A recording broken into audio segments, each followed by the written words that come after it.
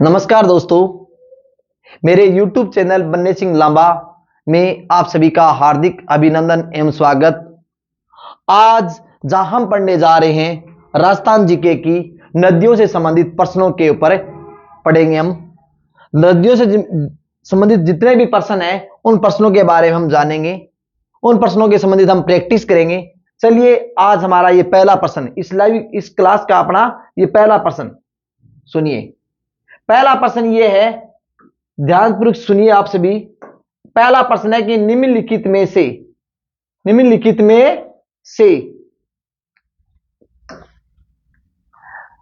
चंबल नदी का प्राचीन नाम कौन सा है? इसके बारे में आपने खूब पढ़ा है। चंबल नदी का प्राचीन नाम कौन सा है? चंबल नदी का नाम है, कौन सा है? चर्मणवती। कौन सा नाम है? चर्मणवती। तो ये नाम आपको सभी को याद रखना है। तो राजस्थान, ये चंबल नदी निकलती कहां से है? ये निकलती है मध्य प्रदेश की जनापाओ की पहाड़ियों से निकलती है और राजस्थान और मध्य प्रदेश की सीमा बनाती है और जाके ये यमुना नदी में गिर जाती है। इसके बारे में चलिए अगला प्रश्न। राजस्थान, अगला आ गया, चंबल नदी राजस्थान में कहां प्रवेश करती है? ये चंबल नदी निकलती कहां से है? मैंने बताया था चंबल नदी ये निकलती है मध्य प्रदेश की जनापाओ की पहाड़ियों से निकलने के बाद में ये चित्तौड़गढ़ में 84 गढ़ के निकट ये प्रवेश करती है। ये प्रश्न कई बार पूछा गया आरपीसी द्वारा। 84 गढ़ के निकट ये प्रवेश करती है। अगला प्रश्न है, राजस्थान में चंबल नदी का उद्गम स्थल कौन सा है? चंबल नदी निकलती कहां से? राजस्थान में चंबल नदी निकलती है, राजस्थान में नहीं, ये मध्य प्रदेश से निकलती है चंबल नदी। और चंबल नदी कहां से निकलती है? जनापाओ की पहाड़ियों से निकलती है। जनापाओ की पहाड़ियां कहां है? विंध्याचल की पर्वत से निकलती है। तो इस प्रकार से हमारे जो चंबल नदी से प्रश्न है, चंबल नदी में इसका उद्गम स्थल कहां है? तो जनापाओ की पहाड़ियां है। तो हमारा उत्तर होगा सी। और चंबल नदी राजस्थान में कहां प्रवेश करती है? 84 गढ़ के निकट प्रवेश करती है। तो हमारा उत्तर होगा बी। और चंबल नदी का प्राचीन नाम क्या है? तो इसको चर्मणवती के नाम से भी जाना जाता है। अगला, माही नदी की सहायक नदियां कौन सी हैं? माही नदी कहां से निकलती है? ये माही नदी मध्य प्रदेश से निकलती है, विंध्याचल की पहाड़ियों से। वहां से निकलने के बाद में ये राजस्थान में बांसवाड़ा के खांडू के समीप प्रवेश करती है और राजस्थान में इसकी कई सहायक नदियां हैं। माही की सोम है, जाखम है, जाखम है। आपको इसमें उत्तर जब भी करो परीक्षा में आप काटते चलो, उत्तर आराम से इजी वे में होंगे। आपको पता है कि साबी नदी, जब नदियों के बारे में पढ़ोगे तो आप इजी वे में बता दोगे। साबी नदी कहां से निकलती है? साबी नदी सेवर की पहाड़ियों से निकलती है जयपुर में और ये अलवर में प्रवेश करती है। अलवर की मुख्य नदी है ये। और रूपारेल नदी कहां से निकलती है? रूपारेल नदी निकलती है अलवर से। अलवर से निकलने के बाद में ये भरतपुर में जाती है और भरतपुर की मुख्य नदी है ये रूपारेल। तो इसका मतलब माही नदी की नदियां नहीं है। अब है अगला, जवाई नदी। आपको बताया जवाई है, सगाई है, गुइया है, मीठड़ी है, ये लूणी की सहायक नदी है। तो इसका उत्तर ये भी नहीं है। आप देखते जाओ कौन सा उत्तर हमारा होगा। चाप है, ओराई है, एरन है, एराव है। चाप, ओराई और एरन माही नदी की सहायक नदियां हैं। ये इसका उत्तर सही हो जाएगा। सोम, माई, जाखम, वाकल, ये मानसी, अथमती, बेत्रक, ये इसकी सहायक नदियां ना होगी। मानसी उसकी जो सोम और जाखम नदियों की सहायक नदियां हैं, इसलिए उत्तर नहीं होगा। तो उत्तर हमारा क्या रहेगा? बी हमारा राइट उत्तर रहेगा। अब चलते हैं आगे। राजस्थान में चूलिया प्रपात कौन सी नदी पर बना हुआ है? चूलिया जलप्रपात चंबल नदी के ऊपर बना हुआ है। चंबल नदी के ऊपर बना हुआ है चूलिया जलप्रपात, राजस्थान का चूलिया नदी पर बना हुआ है। अगला, चंबल नदी की राजस्थान कुल लंबाई कितनी है? कुल लंबाई अगर पूछे चंबल नदी की तो कुल लंबाई है 966 किलोमीटर, जबकि राजस्थान में ये 135 किलोमीटर बहती है। तो क्योंकि ये ज्यादातर सीमा मध्य प्रदेश और राजस्थान के बीच में सीमा बनाती है, तो इसलिए अधिकांश भाग सीमा बनाने में चला जाता है। राजस्थान के अंदर इसका भाव क्षेत्र केवल 135 किलोमीटर है, इसलिए इसकी लंबाई कितनी है? 966 किलोमीटर। सभी को अपने को याद रखनी है। चलो, राजस्थान में वन की आशा कौन सी नदी को कहा जाता है? वन की आशा बनास नदी को कहते हैं, जिसे कामधेनु भी कहा जाता है। तो बनास नदी को वन की आशा कहते हैं। बनास नदी निकलती है कहां से? खमनोर की पहाड़ियों से निकलती है। और सोम नदी कहां से निकलती है? बिछा मेढ़ा की पहाड़ियों से निकलती है। और जाखम नदी कहां से निकलती है? छोटी सादड़ी से निकलती है, प्रतापगढ़ से। और चंबल नदी कहां से निकलती है? चंबल नदी निकलती है जनापाओ की पहाड़ियों से निकलती है, मध्य प्रदेश के विंध्याचल पर्वत से निकलती है। तो आपको याद रखना है बनास नदी का नाम है वन की आशा भी कहा जाता है, दूसरा नाम है कामधेनु। कामधेनु भी कहते हैं इसको। और राजस्थान में पूर्णतः राजस्थान में बहने वाली सबसे लंबी नदी बनास नदी है, यह भी इसके संबंध में याद रखना। आ गया ना अगला प्रश्न, राजस्थान में पूर्णतः बहने वाली सबसे लंबी नदी, राजस्थान में बहने वाली पूर्णतः सबसे लंबी नदी कौन सी है? यह बनास नदी है, जो राजस्थान में ही बहती है, क्योंकि बनास नदी खमनोर की पहाड़ियों से निकल राजसमंद से निकलने के बाद में ये भीलवाड़ा, ये टोंक इधर से होते हुए ये सवाईमाधोपुर में जाके रामेश्वर नामक स्थान पे मिल जाती है। इसलिए ये केवल, इसका भाव क्षेत्र कहां है? इसका भाव क्षेत्र केवल केवल राजस्थान में है। इसलिए हम कह सकते हैं राजस्थान में पूर्णतः बहने वाली एकमात्र नदी वो है बनास नदी, सबसे लंबी नदी, एकमात्र नहीं सबसे लंबी नदी। अगला, बनास नदी का उद्गम स्थल कहां है? मैंने कई बार बोला है, बनास नदी का उद्गम स्थल खमनोर की पहाड़ियों से निकलती है, खमनोर की पहाड़ियों से राजसमंद से निकलती है। नागपाल से कौन सी निकलती है? नागपाल से कौन सी निकलती है? नागपाल से निकलती है लूणी नदी।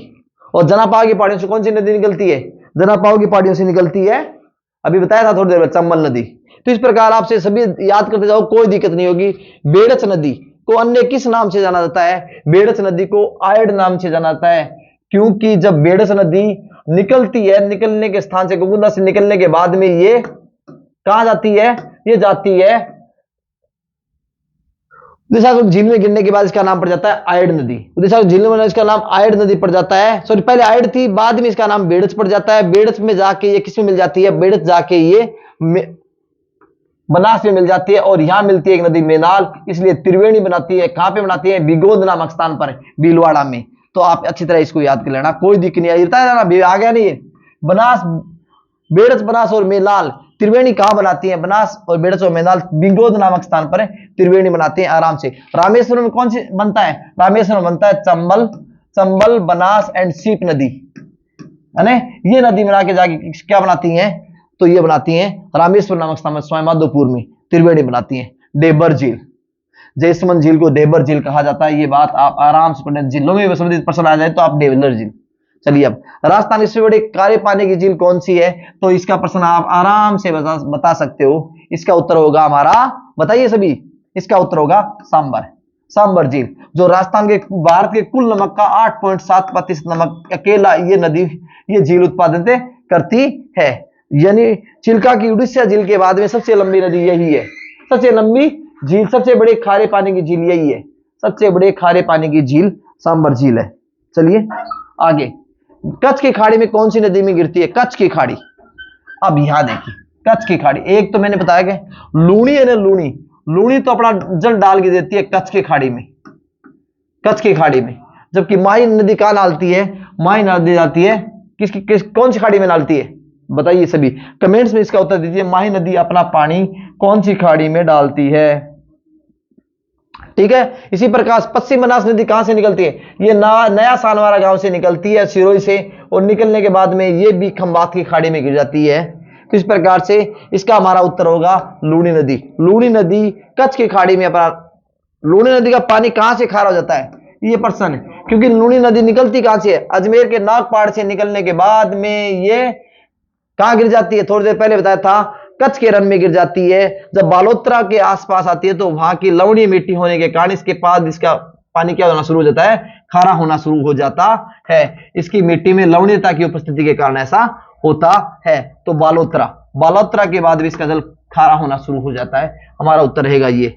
कौन सी नदी खंबात के खाड़ी में गिरती है? अभी थोड़ी देर पहले मैंने इसको पूछा था, आपने कमेंट्स में बताना था, तो यही उत्तर था, खंबात की खाड़ी में। क्योंकि बनास नदी कहां गिरती है? बनास नदी जाके चंबल में मिल जाती है, चंबल यमुना में मिल जाती है, और यमुना जाके गिरती है अरब सागर में, बंगाली खाड़ी में। तो ये नहीं होगा।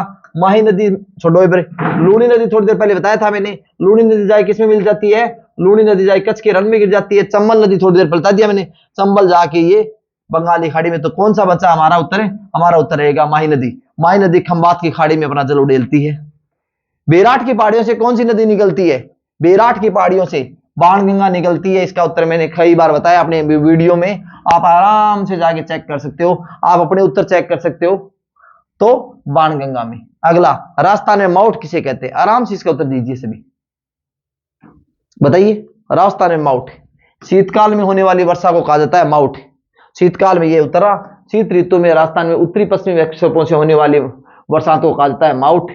माउट का उत्तर ये रहा। अगला, राजस्थान में किस जिले में सूर्य की किरणों का तिरछापन होता है? इसका उत्तर क्या रहेगा? कई बार ये प्रश्न पूछा जाता है, क्योंकि कर्क रेखा पर कौन सा कर्क रेखा पर कौन सा जिला है? कर्क रेखा पर बांसवाड़ा जिला है। बांसवाड़ा के जैसे जैसे दूर जाते जाएंगे तो जो दूरस्थ जिला कौन सा है? गंगानगर। तो सूर्य की किरणें क्या होंगी? यहाँ तो एकदम सीधी पड़ेंगी, तो ये वहां क्या पड़ेंगी? तिरछी किरणें पड़ेंगी।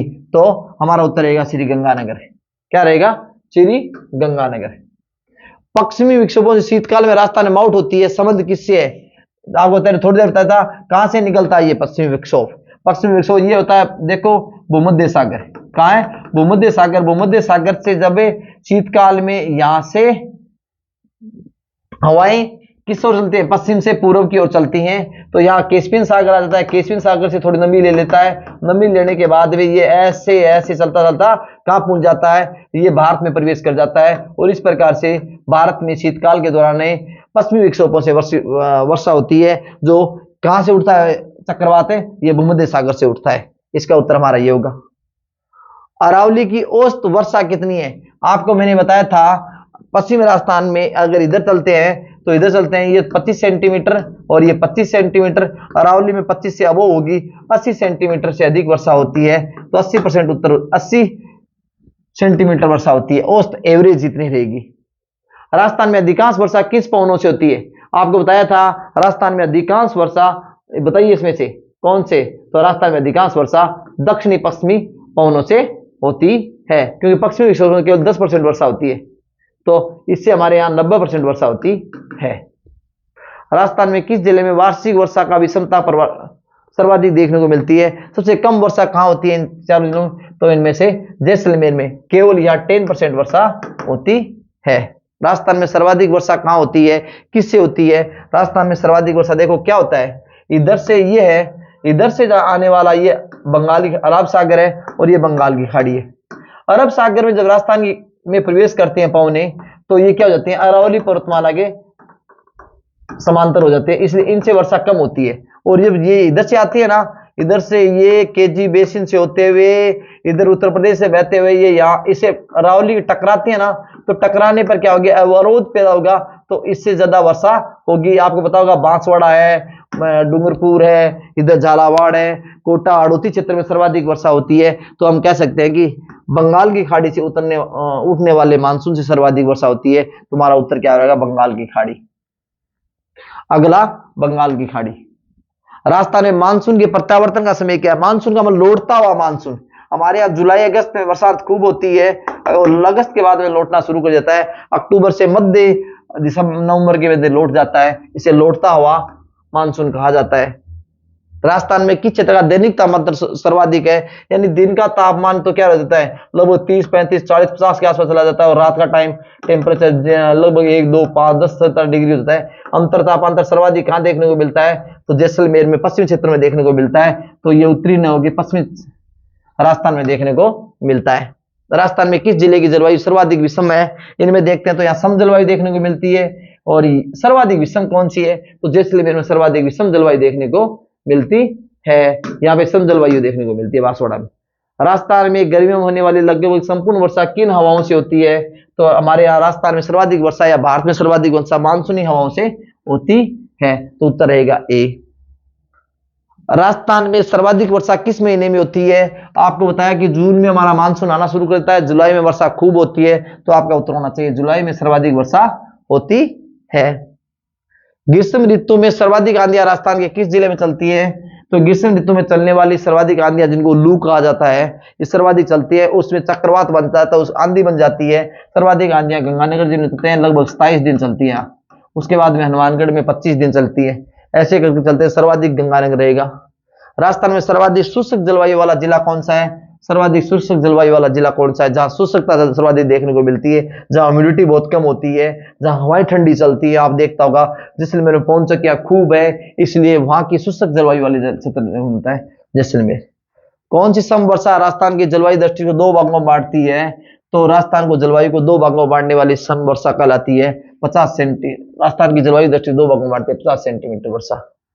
राजस्थान में राज्य के पश्चिम भाग में तापमान की अतिशयता का प्रमुख कारण क्या है? जो ज्यादा तापमान क्यों है यहाँ पे इस क्षेत्र में? तो इस क्षेत्र में ज्यादा तापमान होने के कारण कई है सूर्य तापमान की अधिक मात्रा कोई कारण नहीं हो सकता। समुद्र तल से दूरी होना, जितना हम क्योंकि समुद्र तल के जितने नजदीक कोई देश है वहां समकारी जलवायु प्रभाव देखने को मिलता है। यानी समकारी जलवायु प्रभाव का मतलब क्या होता है? एक जैसी जलवायु, यानी दैनिक तापांतर बहुत कम अंतर देखने को मिलता है। तो ये क्षेत्र में समकारी, क्योंकि समुद्र के नजदीक क्षेत्र है, तो हम कह सकते हैं समुद्र से जितना दूरी होगा वहां की जलवायु उतनी ज्यादा गर्म होती जाएगी। तो इसलिए हमारा उसका उत्तर होगा समुद्र तट से दूरी होना। समुद्र तट से दूरी होना। अब राजस्थान में औसत वर्षा लगभग कितने सेंटीमीटर होती है? 57 से 58 सेंटीमीटर राजस्थान में औसत वर्षा होती है। हमारा उत्तर क्या रहेगा? सी इज राइट आंसर। राजस्थान की जलवायु मुख्य विशेषता है। राजस्थान राज्य की जलवायु की मुख्य विशेषता कौन सी है? पहला, आर्द्रता की कमी नहीं रहती, ये बिल्कुल गलत है, आर्द्रता तो बहुत कम रहती है अपनी। तापक्रम काफी ऊंचा रहता है, ये सही है। तापक्रम अत्यंत निरंतरता पाई जाती है, ना बिल्कुल नहीं है, कभी बहुत ज्यादा कभी बहुत कम। अधिक मात्रा में वर्षा होती है, ये भी नहीं है। तो तापक्रम काफी ऊंचा पाया जाता है। हमारा उत्तर रहेगा बी इज राइट आंसर। अक्षारीय मिट्टी के पीएच का मान कितना होता है? अब पीएच स्केल आपने खूब देखा होगा, ये पीएच स्केल होता है। इधर से चलते हैं तो ये पीएच स्केल, यानी यहां पे क्या होता है? अम्लीयता 0 से लेकर और 7 तक लगातार घटती जाती है। 7 होता है उदासीन। 7 क्या होता है? उदासीन। 7 से लेकर बढ़ते हैं हम 14 तक, और ये यहाँ की प्रकृति होती है, क्या होती है? अक्षारीय। तो जैसे जैसे हम 7 से ऊपर जाएंगे तो वो अक्षारीय होगी, और 7 से नीचे आएंगे वो अम्लीय होगी, और 7 खुद क्या होगा? उदासीन होगा। तो देख लो, हमें पीएच का मान अक्षारीय पूछा है, तो ये तो माइनस आ गया, तो इसका मतलब ये तो अम्लीयता वाले चलेगी, शून्य वाला अम्लीय में चला गया। 7.6 से अधिक होना, इसका मतलब ये सही है, ये बिल्कुल गलत है। तो हमारा उत्तर रहेगा सी। राजस्थान में वायु द्वारा मिट्टी का अपरदन सबसे कम कहां होता है? आपको बताया जैसलमेर में खूब होता है, बीकानेर में भी खूब होता है, सीकर भी इस साइड में चला जाता है, भरतपुर जो कि अरावली पर्वतमाला के दूसरी साइड में है, इसलिए हमारा उत्तर क्या रहेगा? भरतपुर। हमारा उत्तर क्या रहेगा? क्योंकि ये तीनों जिले आप देखते हो तो अरावली की साइड में, अरावली की साइड में जितने भी जिले हैं वायु अपर्दन के कारण लगातार मिट्टी चलती रहती है, और सर्वाधिक वायु अपर्दन के कारण मिट्टी का अपर्दन होता है, जबकि भरतपुर में कम होगा। मिट्टी की उर्वरा शक्ति बनाए रखने के लिए कौन सी खाद्य प्रयुक्त की जाती है? मिट्टी की उर्वरा शक्ति बनाने के लिए गोबर व हरी खाद। हमारा उत्तर क्या रहेगा? ये खली वाली खाद, ये देखो अमोनियम सल्फेट, तो ये रासायनिक खाद है, यूरिया भी रासायनिक खाद है, गोबर और हरी खाद ये कार्बनिक खाद है, सर्वाधिक कार्बनिक मात्रा इसी में होती है, इसलिए हमारा उत्तर रहेगा डी। भारतीय कृषि विज्ञान राजस्थान में मिट्टियों का वर्गीकरण किसके आधार पर किया? भारत में मिट्टी की अवस्थिति के आधार पर है, मिट्टी की उर्वरकता के आधार पर, मिट्टी के पीएच के गुणों के आधार पर है, मिट्टी के गुणों के आधार पर है।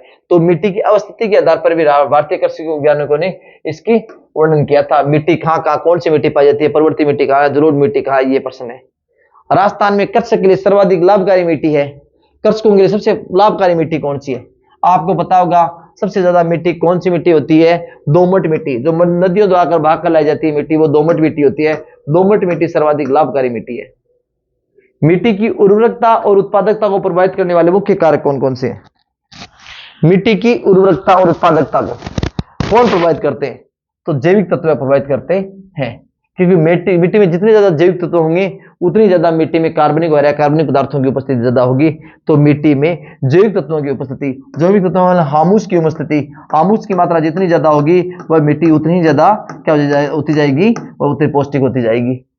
मिट्टी के निर्माण में सबसे अधिक महत्वपूर्ण कारक कौन सा है? अभी थोड़ी देर पहले बताया था, जैविक पदार्थ जितने ज्यादा होंगे मिट्टी का निर्माण उतना ज्यादा होगा, उतनी ज्यादा मिट्टी पौष्टिक होती जाएगी। अब देखो, राजस्थान राज्य में चंबल और माई बेसिन में पाई जाने वाली मिट्टी है। राजस्थान राज्य में चंबल और माई बेसिन में पाई जाने वाली मिट्टी, नदियों में जो मिट्टी पाई जाएगी वो कौन सी मिट्टी होगी? वो हमेशा दोमट मिट्टी होगी, वो बली जलोढ़ मिट्टी होगी। और काली मिट्टी आप, क्योंकि चंबल बेसिन माई बेसिन में, यहाँ चंबल में कौन सा है? आड़ोती क्षेत्र, आड़ोती क्षेत्र में कौन सी मिट्टी पाई जाती है? वहां पे काली मिट्टी ज्यादा देखने को मिलती है, कपास सी मिट्टी ज्यादा देखने को मिलती है। तो हमारा उत्तर क्या रहेगा? काली मिट्टी। क्योंकि क्षेत्र में ये किसका भाग है? ये मतलब पठारी भाग है, मालवा का पठारी भाग है। पठारी भाग किसके निर्माण से हुआ? ये ज्वालामुखी उद्गार से निर्मित प्रदेश है, इस प्रदेश में पाई जाने वाली मिट्टी काली मिट्टी होती है। जो काली मिट्टी कपास के लिए उपयुक्त होती है। आड़ोती क्षेत्र में काली मिट्टी सर्वाधिक देखने को मिलती है और क्षेत्र को मिट्टी को रासायनिक नाम जो दूसरा नाम है ना वर्टिसोल्स भी कहा जाता है। तो पूछ लेंगे आड़ोती क्षेत्र में कौन सी मिट्टी पाई जाती है, वर्टिसोल्स मिट्टी पाई जाती है। अक्षारीय भूमि की पीएच मैंने बताया था 7 से अबोव होती है, वो अक्षारीय भूमि है। 7 से अबोव वाला मान देख लो आप, 7 से अबोव। ज्यादा अक्षारीय कौन सा है, अक्षारीय भूमि, तो लगभग ज्यादा मान देखेंगे तो ये तो एकदम उदासीन प्रकृति होगी, 8.5। 8.5 हमारा राइट आंसर होगा। राजस्थान में कपास के लिए कौन सी मिट्टी उपयुक्त है, आपको थोड़ी देर पहले बताया था। कपास के लिए सबसे उपयुक्त मिट्टी कौन सी है, कपास के लिए कौन सी मिट्टी है, काली मिट्टी। और काली मिट्टी कपास के लिए सर्वाधिक उपयुक्त मिट्टी मानी जाती है। पीली मिट्टी कौन सी तरह में अधिक फसल हो जाती है, पीली मिट्टी कौन सी तरह में, पीली मिट्टी कौन सी फसल के लिए उपयुक्त होती है, पीली मिट्टी मूंगफली के सर्वाधिक उपयुक्त है। राजस्थान में जो जोधपुर है, बीकानेर है, यहाँ पीली मिट्टी सर्वाधिक देखने को मिलती है। तो मूंगफली उत्पादन सर्वाधिक होने के पीछे पीली मिट्टी की उपयोगिता है। ठीक है। राजस्थान के अरावली पर्वतमाला में कौन सी मिट्टी पाई जाती है, तो अरावली पर्वतमाला में सर्वाधिक दोनों तरफ कौन सी मिट्टी पाई जाती है, तो दोनों तरफ धूसर और मरुस्थलीय मिट्टी पाई जाती है। इधर भी मरुस्थलीय मिट्टी है और इधर भी मरुस्थलीय मिट्टी देखने को मिलती है, दोनों तरफ पास पास के पाद के सारे। तो ये धूसर मरुस्थलीय मिट्टी देखने को मिलती है।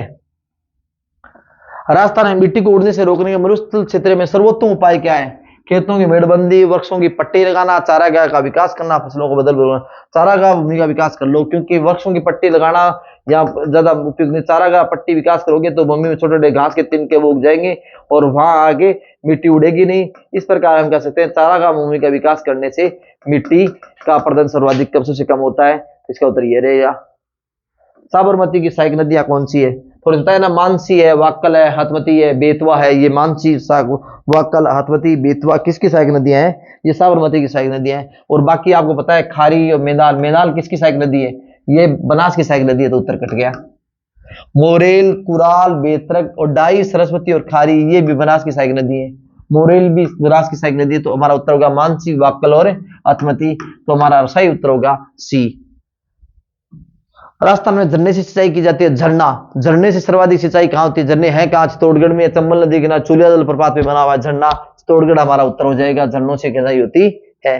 राजस्थान में मानसी वाक्कल परियोजना का मुख्य उद्देश्य क्या है, मानसी वाक्कल परियोजना, मानसी वाक्कल परियोजना उदयपुर में है। उदयपुर शहर को पेयजल उपलब्ध करवाती है। मानसी वाक्कल है कहां, नदियां उदयपुर में। उदयपुर को पेयजल उपलब्ध करवाने का काम कौन करती है, ये नदी करती है। ठीक है। इंदिरा लिफ्ट नहर योजना राजस्थान के किस जिलों को सर्वाधिक, इनमें से देखेंगे तो इंदिरा लिफ्ट नहर, इंदिरा लिफ्ट से ही बात कर रहा है, ये लिफ्ट से की बात कर रहा है। तो इसका उत्तर होगा सवाई माधोपुर। अब आ गया कौन सा बांध करौली में है, कौन करौली में जो पांचना बांध है, कौन सा बांध है, पांचना बांध है। 5 नदियां आगे इसमें गिरती हैं, इनका नाम क्या है, माची है, भद्रावती है, बोरखेड़ा है, माची और अट्टा है और भैसावट है। 5 नदियां आगे इस गिरती हैं। तो आप याद कर लेना पांचना बांध कहां है, जो मिट्टी से निर्मित बांध है, राजस्थान का एकमात्र जो करौली जिले में स्थित है। ठीक है। राजस्थान की सबसे बड़ी और निरंतर बहने वाली नदी जो 12मासी नदी, 2 नदियां हैं, चंबल और चंबल नदी। और चंबल नदी हमारी 12मासी नदी है और उसमें दूसरा उपनाम यानी चंबल नदी सर्वाधिक नित्य वाहिनी नदी बोलते इसको, चंबल नदी। चंबल नदी आ गई। राजस्थान में कौन सी मध्यम सिंचाई परियोजना झालावाड़ जिले में स्थित है, जिले में नहीं है, मध्य झालावाड़ में। आपको बताया था छापी झालावाड़ में है, भीम सागर और हरिश्चंद्र सागर। छापी कौन सी झालावाड़ परियोजना से संबंधित नहीं है, छापी झालावाड़ से है।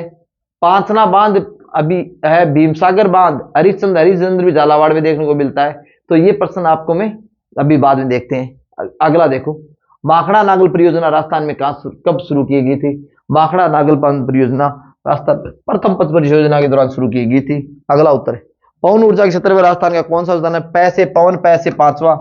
तो 5वां इसमें ऑप्शन नहीं आया, तुम्हारा उत्तर क्या होगा, 5वां होगा।